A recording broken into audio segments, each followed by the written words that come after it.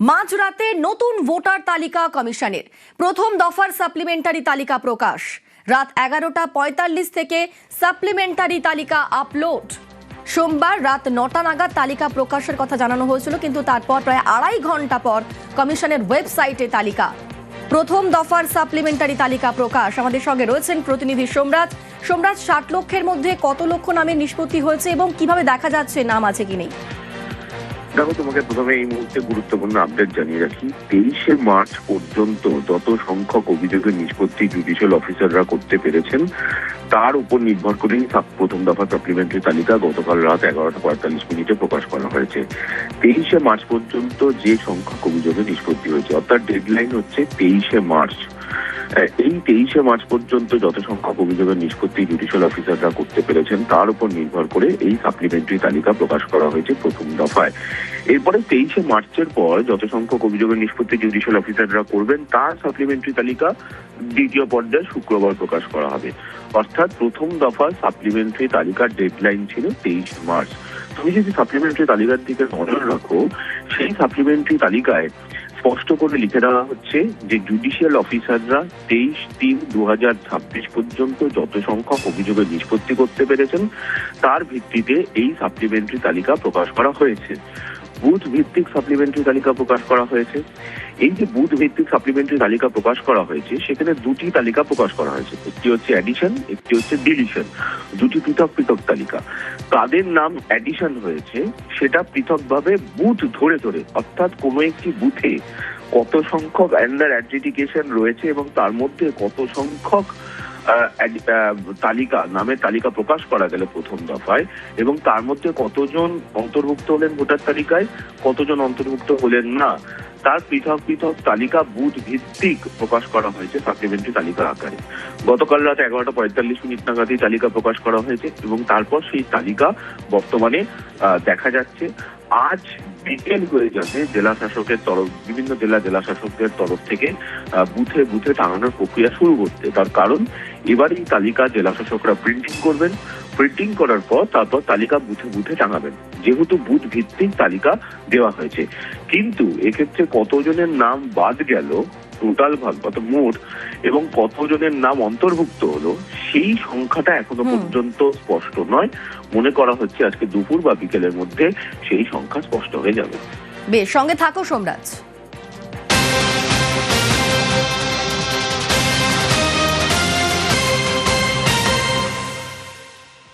বিজ্ঞপ্তি জারি হলেও ট্রাইব্যুনালে দেরি। ভোটার লিস্টের নাম বাদে ট্রাইব্যুনালে আবেদন। সুপ্রিম নির্দেশে জেলা ভিত্তিক 19 ট্রাইব্যুনাল, তবে এখনো অপারেশনাল নয় এসআইআর ট্রাইব্যুনাল।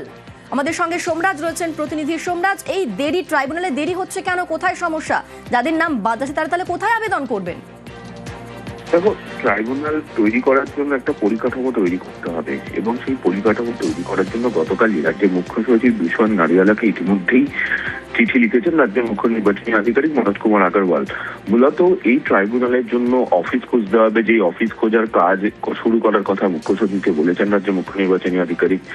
অফিস খোঁজার পর তার একটা পরিকাঠামো তৈরি করতে হবে। বিশেষ করে সেই অফিসে প্রাক্তন বিচারপতির কাজ করলেও সেখানে কর্মচারীদের প্রয়োজন, আধিকারিকদের প্রয়োজন। অর্থাৎ একটা ট্রাইব্যুনাল তৈরি করার জন্য যে যে পরিকাঠামো দরকার সেই পরিকাঠামো গড়ে তুলতে হবে। সেই কারণেই মনে করা হচ্ছে এই ট্রাইব্যুনালের কাজ শুরু করতে দেরি হবে। কতটা দেরি হবে তা এখনো পর্যন্ত স্পষ্ট নয়, তবে রাজ্যের মুখ্য নির্বাচনী আধিকারিক জানিয়েছেন তারা চেষ্টা করছেন যত দ্রুত সম্ভব এই ট্রাইব্যুনালের কাজ যাতে শুরু করা যায়। বেশ,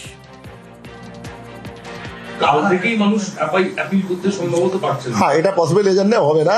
একটা জজকে কোন জেলা দেওয়া হবে এটা তো হাইকোর্ট দেবেন। মেইন জিনিস আছে যে অফিস আছে, পরিকাঠামো আছে। আমরা স্টেট গভর্নমেন্ট থেকে জায়গা চেয়েছি।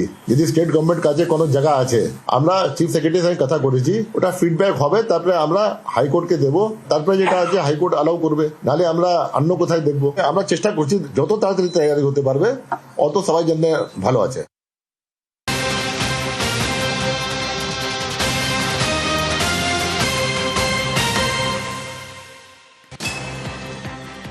ভবানীপুরে রিটার্নিং অফিসার বদল। ভোটের আগে 73 রিটার্নিং অফিসার বদলি। ভবানীপুর সহ 73 কেন্দ্রে নতুন রিটার্নিং অফিসার। একসাথে এত রিটার্নিং অফিসার বদলি নজিরবিহীন। আজ বিকেলের মধ্যে নতুনদের দায়িত্ব নিতে নির্দেশ। ভোট পরিচালনায় গুরুত্বপূর্ণ ভূমিকা রিটার্নিং অফিসারদের। এসআইআর বিজেপি পার্টি অফিস থেকে বসে হচ্ছে, আর এখন এই যে অফিসার বদল এটাও বিজেপি পার্টি অফিস থেকে বসেই হচ্ছে। শুভেন্দু অধিকারী থেকে শুরু করে বিভিন্ন নেতাদের হোয়াটসঅ্যাপ যাচ্ছে, সেই অনুযায়ী কাজ হচ্ছে। খুব সিম্পল ব্যাপার। এক সময় তো বাংলার আইন শৃঙ্খলা খারাপ বলে আপনারা বাংলার নির্বাচনগুলোকে 2 দফা থেকে 8 দফা অব্দি নিয়ে গেছিলেন। আজকে যখন সেটা আপনারা 2 দফায় নিয়ে চলে এলেন, তার মানে বকলমে তো আপনারা স্বীকার করলেন বাংলার আইন শৃঙ্খলা বেটার হয়েছে। বাংলার আইন শৃঙ্খলা বেটার হয়েছে যে অফিসারদের জন্য, সেই সেটআপটাকেই আপনি ভেঙে দিচ্ছেন। বাংলার নির্বাচনী প্রসেস ঠিকঠাক করে চলুক, এটা কি চাইছেন? চাইছেন না। কমিশন কি করছেন সেটা নির্বাচন কমিশনের বিষয়, আমরা এর মধ্যে ঢুকবো না। কিন্তু এই রাজ্যে তৃণমূল এবং প্রশাসন যে মিলেমিশে একাকার, এই রাজ্যে ওই জন্য সমস্ত দুর্নীতিকে প্রশাসনিক স্তরে আড়াল করা হয়, আর প্রশাসনিক দুর্নীতিকে রাজনৈতিকভাবে ক্ষমতায়ন করা হয়েছে এতদিন। নির্বাচন কমিশন যা করছেন সেটা নির্বাচন কমিশনের ব্যাপার, কিন্তু নিরপেক্ষ প্রশাসন ছাড়া নির্বাচন সম্ভব নয়। সেটা গণতন্ত্রের একটি শর্ত, সেটা সবাই জানে।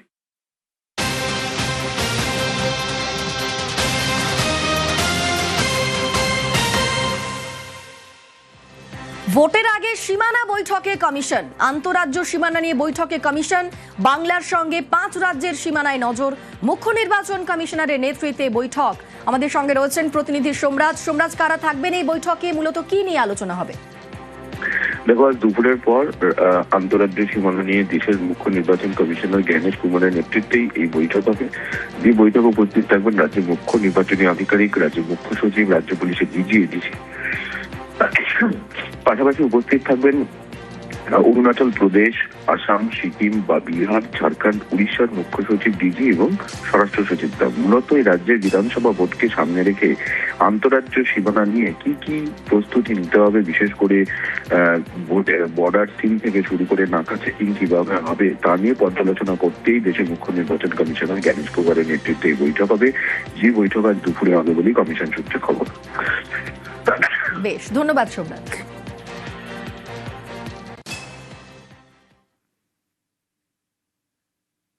ভোটের বাংলায় ফের গরম ভাঙড়। রবিবার রাতে দেওয়াল দখল নিয়ে আইএসএফ তৃণমূল সংঘর্ষ। ভাঙড়ে এবার তৃণমূল প্রার্থী শওকত মোল্লা, তাঁর লড়াই আইএসএফ এর নওশাদ সিদ্দিকীর বিরুদ্ধে। শওকতের ছেড়ে আসা ক্যানিং পূর্ব আসনে আইএসএফ প্রার্থী করল আরাবুল ইসলামকে।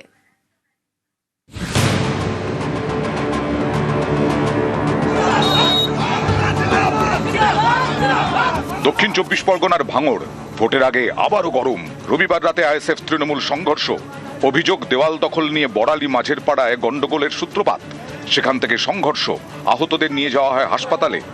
কয়েকদিন আগেই ভাঙড়ের চালতাবেড়িয়ায় বোমা বিস্ফোরণ হয় বলে অভিযোগ। এ নিয়ে আইএসএফ তৃণমূল তরজা চরমে ওঠে। প্রার্থীর লড়াইয়েও এবার ভাঙড় গরম। ভাঙড়ের বিধায়ক আইএসএফ এর নওশাদ সিদ্দিকী, তিনি এবারেও ভাঙড় থেকেই লড়বেন। নওশাদের লড়াই তৃণমূলের শওকত মোল্লার বিরুদ্ধে।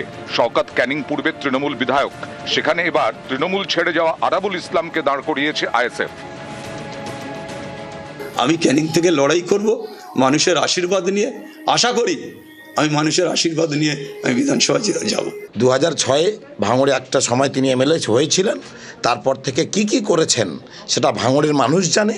তৃণমূল কংগ্রেস কর্মীদের সঙ্গে কতটা গাদ্দারি করেছে সেটা ভাঙড়ের মানুষ জানে।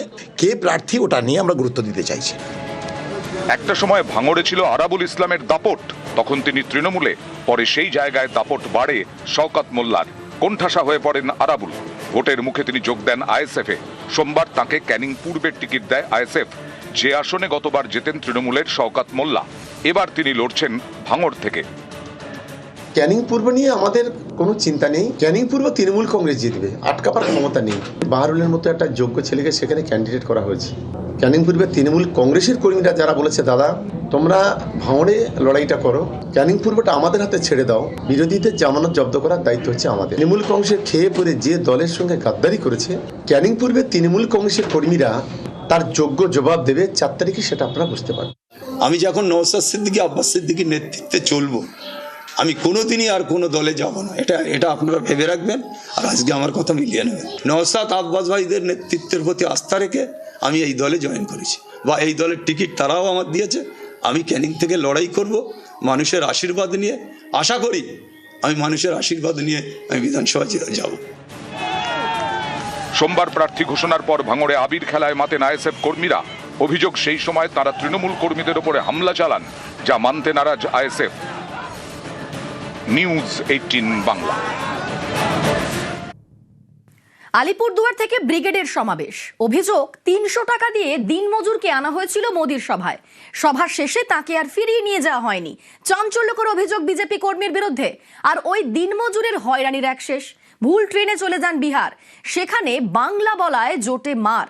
শেষমেশ পুলিশের সাহায্যে ঘরে ফেরা।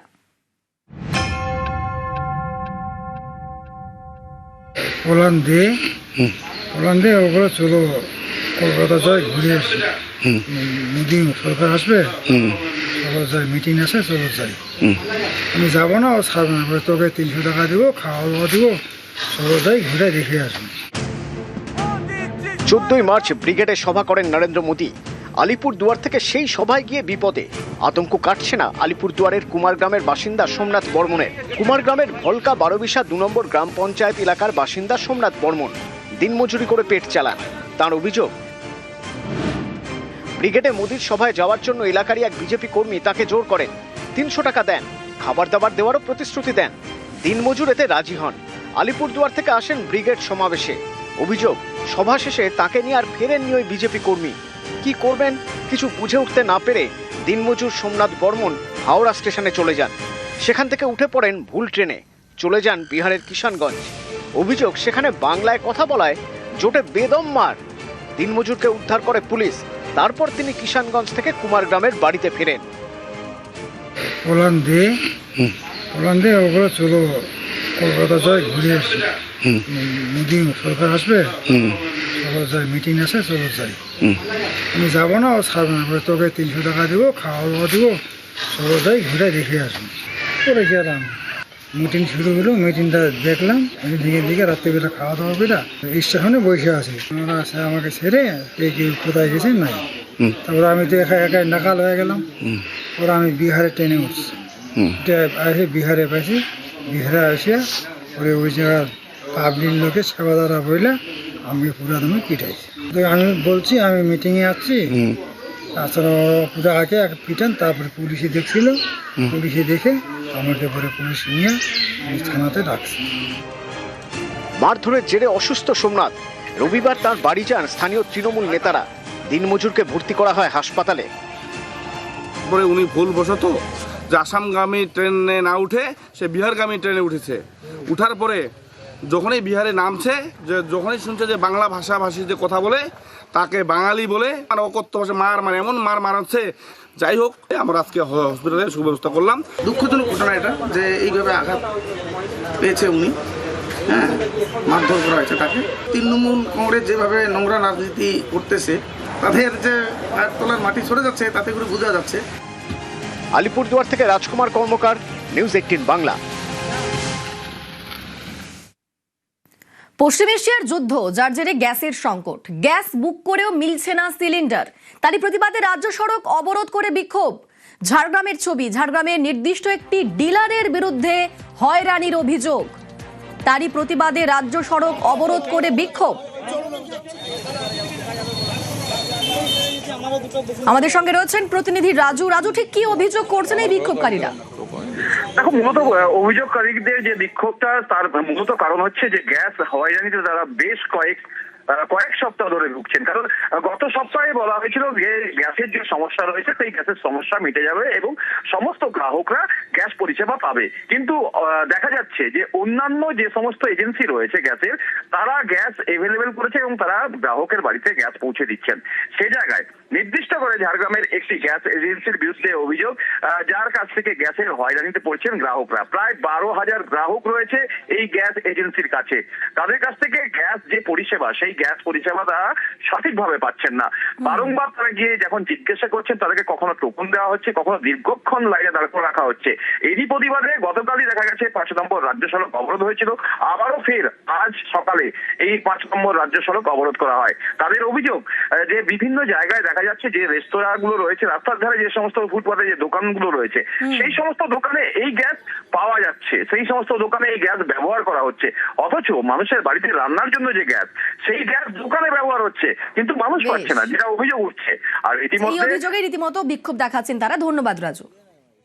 গ্যাস বুক করা আছে, গ্যাস পাচ্ছি না। আর 4 দিন ধরে ভোর 3টার থেকে লাইনে দাঁড়াচ্ছে। আজকে সকালবেলা এসে নোটিশ জানিয়ে দিল আজকে কেউ লাইন দিবেন না, আজকে আমাদের গ্যাস দেওয়া হবে না। 100টাই দিচ্ছে, সেটাও আবার বন্ধ করে দিচ্ছে। স্যার এসছেন, উনি গেছেন ভিতরে, কি রিপোর্ট দেয়। আমরা রাস্তা অবরোধ করেছিলাম এটার জন্য, টোকেনটা যেন আমরা পাই। জ্বালানির জ্বালা, উল্টোডাঙ্গা সেক্টর 5 রুটে বাড়লো অটোর ভাড়া, এক ধাক্কায় 5 টাকা। ফুলবাগানে ঝোপ বুঝে কোপ, অভিযোগ কোথাও ভাড়া বেড়েছে 2 টাকা, কোথাও 3 টাকা।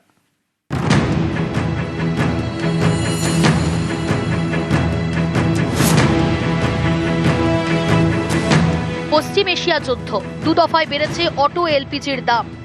10 দিনের মধ্যে দাম বেড়েছে 13 টাকা। এর জেরে কলকাতায় অটো এলপিজির দাম লিটারে 70 টাকা 68 পয়সা। এর জেরে বিভিন্ন রুটে বাড়িয়ে দেওয়া হয়েছে অটোর ভাড়া, যেমন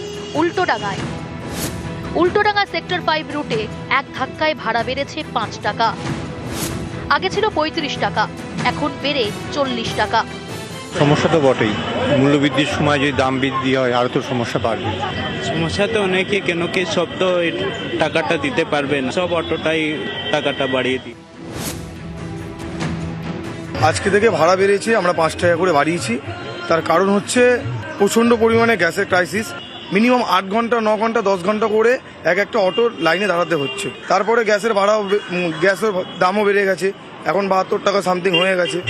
এখন যেহেতু গ্যাসের ক্রাইসিসের জন্য আমরা 5 টাকা বাড়াতে বাধ্য হয়েছি, নাহলে আমাদের চলা পুরো অসম্ভব। দাম যদি কমে, আমরা আগে যেরকম ছিল আমরা সেই অবস্থায় আবার আসবো। ফুলবাগান অটো স্ট্যান্ড, অভিযোগ এখানে ঝোপ বুঝে কোপ মারছেন অটো চালকরা। কেউ 2 টাকা বেশি নিচ্ছেন, কেউ 3 টাকা। ফুলবাগান থেকে মানিকতলার অটো ভাড়া ছিল 15 টাকা, তা বেড়ে হয়েছে 17 টাকা। ফুলবাগান গিরিশ পার্ক ছিল 20 টাকা, সেটা বেড়ে হয়েছে 23 টাকা। ভাড়া কি বৃদ্ধি হয়েছে? এখন গ্যাস ভরতে লাগছে আমাদের 6 ঘন্টা 7 ঘন্টা, ভাড়া ওই 1 টাকা 2 টাকা 3 টাকা এইরকম। যাকে যেমন বাড়ছে এরকম। অটোর ভাড়া বেড়ে গেলে কোনো ইনকাম নেই, কাজকর্ম নেই, তো সমস্যা হবে না। নিউজ 18 বাংলা। খাবার জলের পাম্প খারাপ, সমস্যায় ডেবরার ষাঁড়পুরে 60 পরিবার। পঞ্চায়েতে জানিয়েও কাজ না হওয়ার অভিযোগ। জনস্বাস্থ্য কারিগরি দফতরের জলের পাম্প খারাপ, সমস্যায় পড়েছেন ডেবরার ষাঁড়পুরের 60 পরিবার। পঞ্চায়েতে জানিয়েও কাজ না হওয়ার অভিযোগ, তবে সমস্যা সমাধানের আশ্বাস লোয়াদা পঞ্চায়েত প্রধানের। এখানে মনে হয় 60-70 ঘর আছে। পঞ্চায়েতকেও বলছি, পঞ্চায়েত কোনো গা করেনি, রাজ্যই করেনি, আমাদের কথাই নেয়নি যে কোনো করতে হবে কি কিছু। আবার বলছে যে ভোটের পাশে কোনো কাজ নেবেনি, যা করাতেই ভোটের এই পাশে হবে, ভোট পারি গেলে তো হবে নি। অনেক কষ্ট জলের আমাদের এখানে, খাবার জল পাচ্ছি নি, গা ধোয়া তো কাপড় ধোয়া তো দূরে কথা। তোমার বান্ধবী